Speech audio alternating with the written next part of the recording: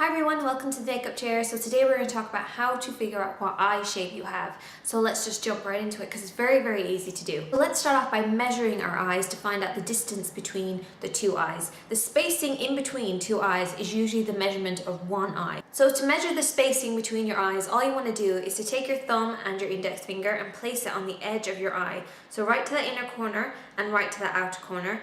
Keep it there. And then just place it in here. And if you're touching both tear ducts on either side, that means you have an average shape. So there's an average shaping between your eyes. If you feel like you're kind of touching your eye and you're kind of poking yourself in your eye, that means your eyes are closer together. There's less space in here. And if you kind of have a little bit extra space and you're not touching the inner tear duct or you're not touching the edge of your eye, that means that your eyes are spaced wider apart. So you have wide set eyes. So now that we know the spacing between our eyes, we're going to move on to the shape of your eyes. I'm going to talk about two opposites, which are deep set eyes and prominent eyes. So prominent eyes are a little bit more bulging, so they kind of pop out a little bit more on your skull. And the easiest way is to feel underneath your lashes like this. And if you can kind of feel your eyeball, that means they're slightly bulging outwards. And you can also have this little bit of a bag underneath your eyes. I call it like my lower lid.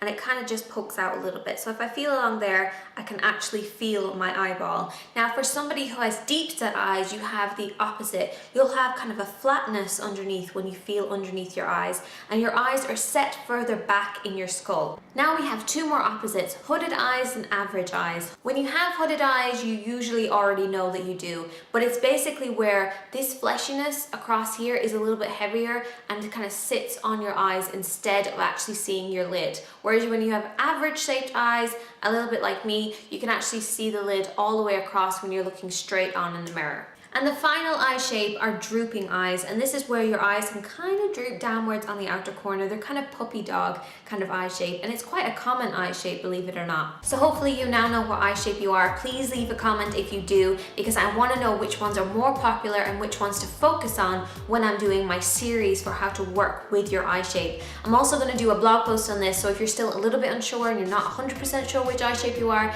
check out my blog post. It's going to be in the description box, and I'm going to talk about celebrity people and have a little bit more visuals and all that kind of stuff on there as well, and I'll hopefully see you guys then.